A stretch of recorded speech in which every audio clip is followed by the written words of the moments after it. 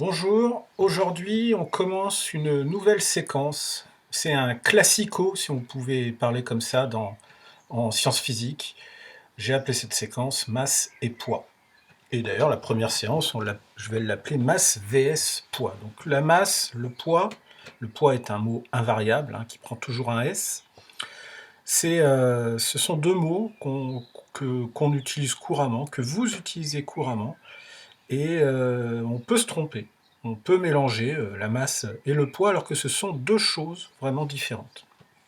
Moi-même, quand je parle, en dehors de faire des discours scientifiques, quand je parle normalement, je peux mélanger la masse et le poids. En science, il faut bien distinguer les deux. Comme souvent en science, si on doit bien distinguer les deux choses, il faut qu'il y ait des unités différentes, parce qu'elles se réfèrent à des choses différentes. Donc d'ailleurs, on va commencer par voir les unités de la masse et du poids. Je vais prendre une animation, l'animation 19 de PCCL 3e, intitulée Masse vs Poids, parce que je trouve qu'une fois de plus, le collègue qui a fait ce site a fait les choix les plus malins qui permettent d'expliquer le mieux la différence entre les deux. Alors on va y aller. PCCL, c'est l'activité numéro 18, pardon, masse vs poids. Hop. Donc il faut peut-être que je corrige, c'est 18 ici. Voilà, comme ça sera fait. Et là, ça a chargé. Vous avez vu, j'ai fait une capture d'écran. J'ai juste masqué certains mots pour que vous les recopiez. En les recopiant, ça vous permettra d'emmagasiner les mots de lexique qu'il y a dedans. Donc à gauche, il y a tout ce qui se réfère à la masse. Donc la masse mesure la quantité de matière. Alors, pour expliquer ça, mon collègue a pris la masse d'un sac de café, le café en grains.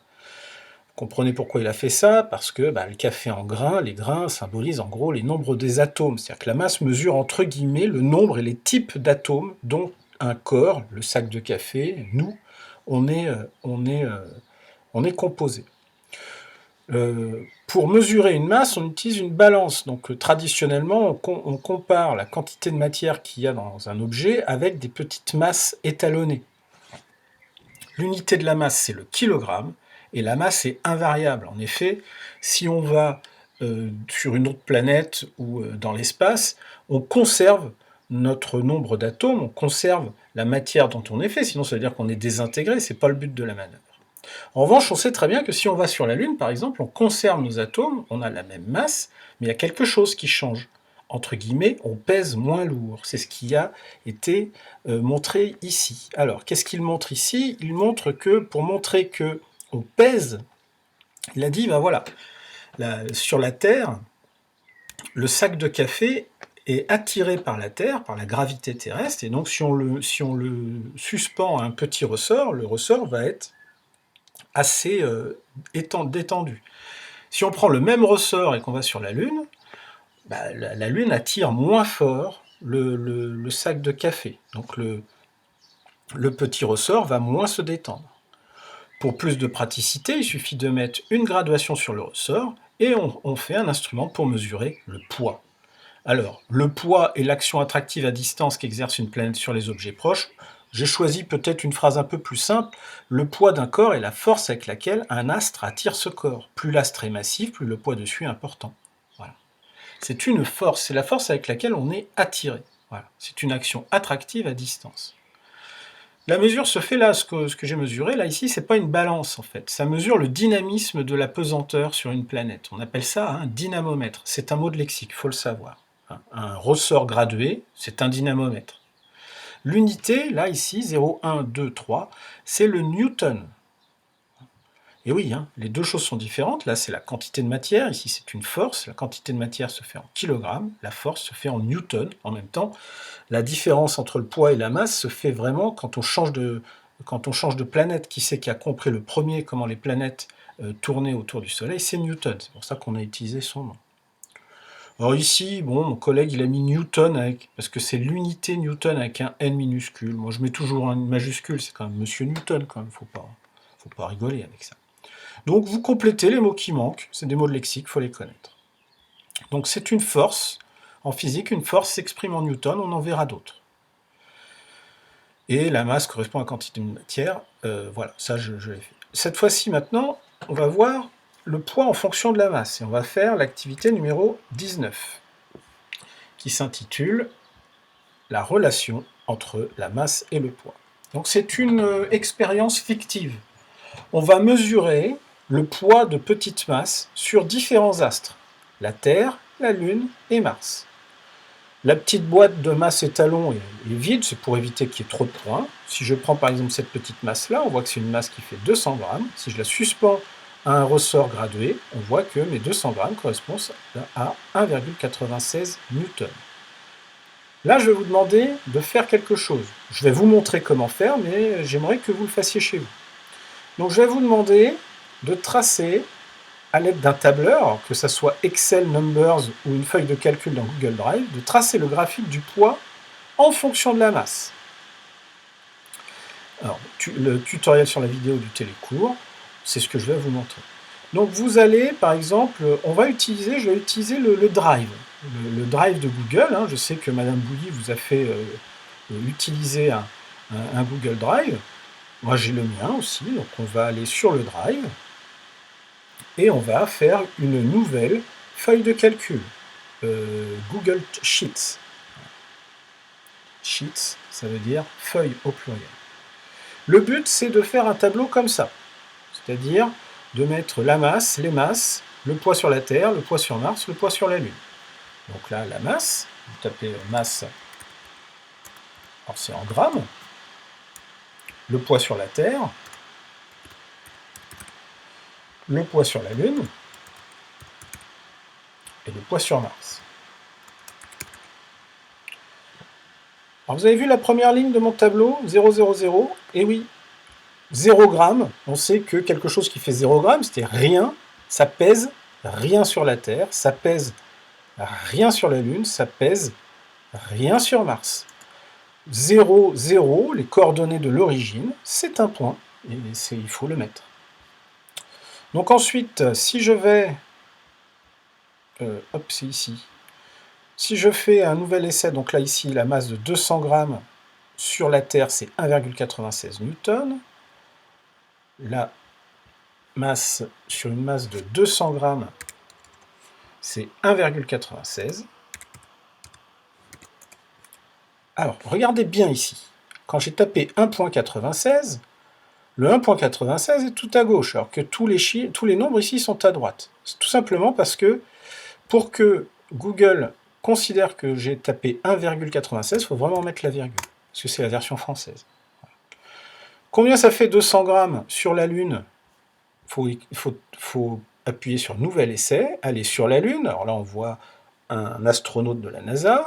On prend la petite masselotte de 200 grammes et on voit que sur la Lune, c'est seulement 0,32 newtons. Donc je mets bien 0,32 newtons. On ne met pas le n de newton dans ces cases-là, sinon Google ne considérera plus que ce sont des nombres, mais des chaînes de lettres. Donc là, on va juste rajouter, entre parenthèses, que ça, le poids, c'est en newton. Enfin bon, bref. Le but, c'est d'obtenir ça. Alors, pour faire un graphique, pour faire le graphique du poids en fonction de la masse, voilà, je vous demande le poids en fonction de la masse. J'ai souligné en fonction. Quand on dit tracer quelque chose en fonction d'autre chose, ce qu'il y a après autre chose doit se retrouver en abscisse, sur l'axe horizontal, et ça, en ordonnée, sur l'axe vertical. Alors, sur Google Drive, c'est comme Excel ou comme Numbers dans OpenOffice. Tout est à peu près pareil. Vous allez sur l'assistant graphique, vous faites insérer un graphique. Voilà, comme ça.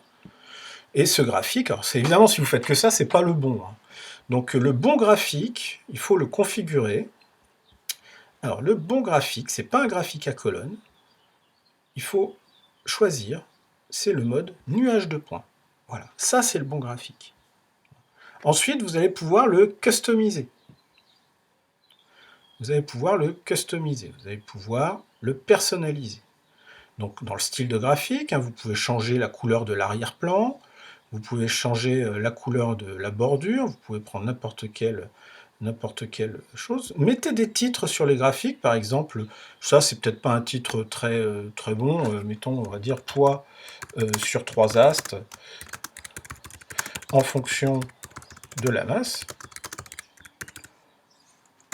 Voilà, comme ça fait un peu plus élégant. On peut changer la police, hein, on peut voilà, utiliser... Vous faites ce que vous voulez sur la légende, l'axe horizontal, etc. Pour ce qui est des séries, vous tapez sur série, vous allez cocher ça, ce qu'on appelle les courbes de tendance. Et qu'est-ce qu'on voit? Ben, on voit 3 droites qui passent par l'origine, 0, 0. Voilà. Ensuite, moi ce que j'aimerais que vous fassiez, c'est d'utiliser un petit peu le drive pour pouvoir imprimer ce graphique que moi j'ai pas imprimé sur la trace écrite. Vous voyez ici, j'ai mis alors hop, sur la trace écrite, j'ai pas mis le graphique. J'aimerais que vous le fassiez vous-même pour que vous l'ayez sur votre cahier.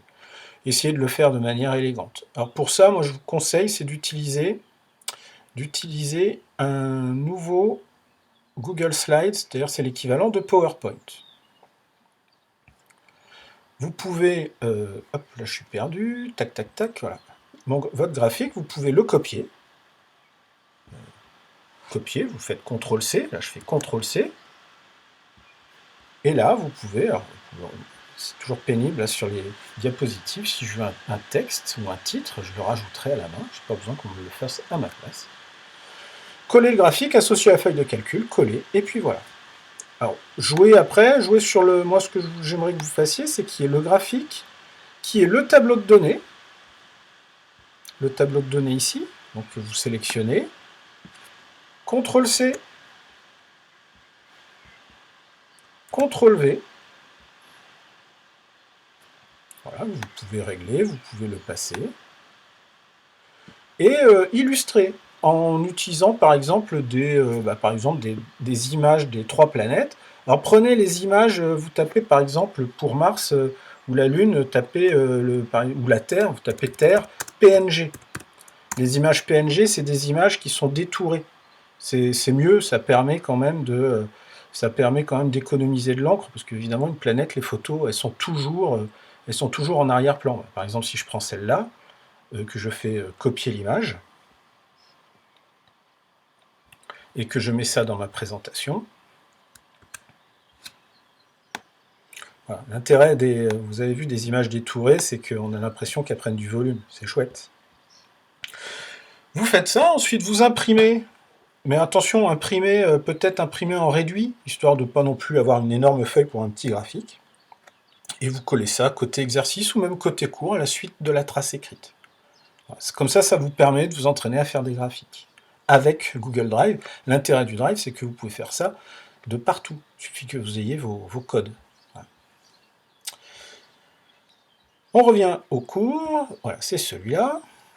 Donc on observe quoi? Que le poids en fonction de la masse est une droite qui passe par l'origine. Ah, donc ça, en troisième, droite qui passe par l'origine, bim, c'est une situation de proportionnalité.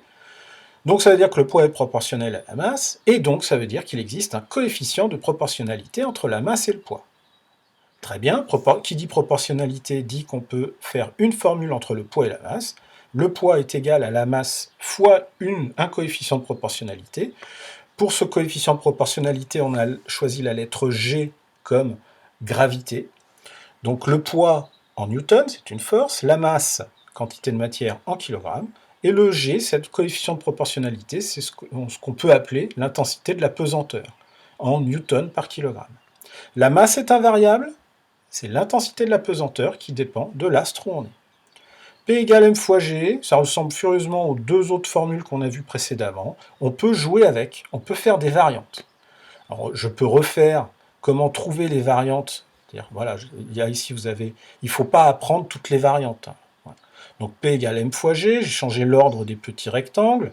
Donc ça veut dire que si je veux le m, si je veux le rond vert,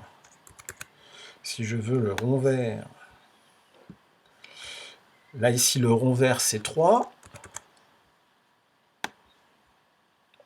Voilà. Donc je sais que 3, c'est égal à 6 divisé par 2. Donc je sais que 3, le rond vert, c'est égal au losange divisé par le carré bleu.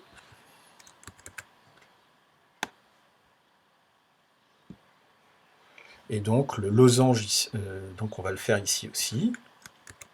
Le rond vert, c'est égal au losange divisé par le carré bleu.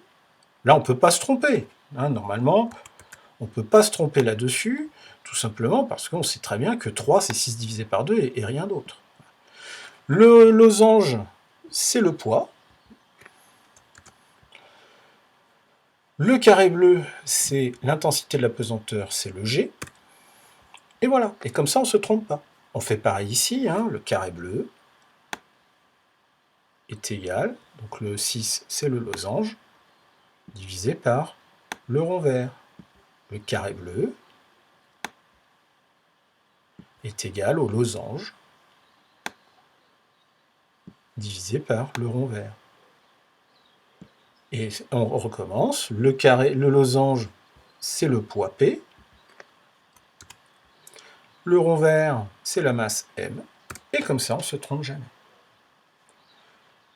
Qui dit formule, dit petit exercice. En reprenant les données du tableau en page 2, hein, donc c'est-à-dire ce tableau-là,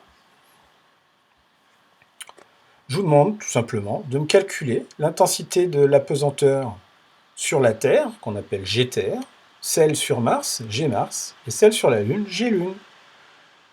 Et je vais mettre ça en gras. Attention à bien respecter les unités, parce que, évidemment, les unités, hein, la masse doit être en kilogrammes. Ici, on est en grammes. Donc il faut faire, comme souvent, quand on respecte les unités, comment on fait? On fait des petites conversions. Et c'est fini pour aujourd'hui. On poursuivra un petit peu, on verra d'autres choses autour de la masse et du poids la prochaine fois.